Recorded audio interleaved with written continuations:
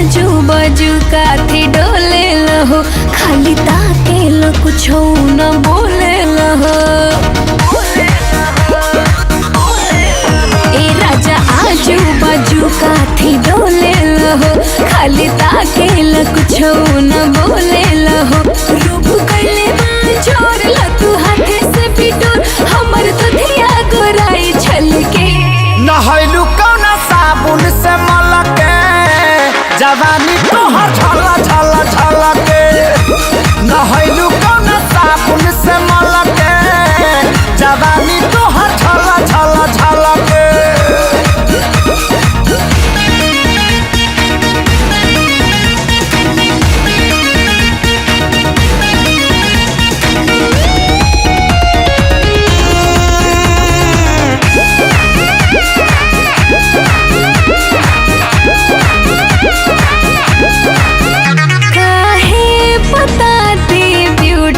के फॉर्मूला हो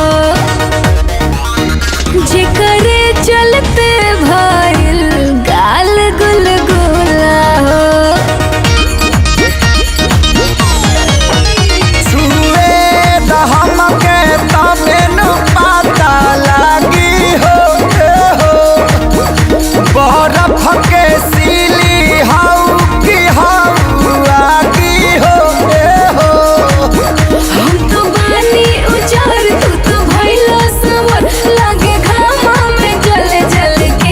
नहैलू कौना साबुन से मलके, जवानी तोहर झला झला झलके।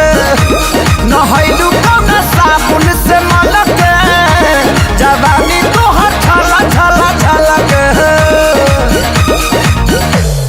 नहैलू कौना साबुन से मलके, जवानी तोहर झला झला झलके।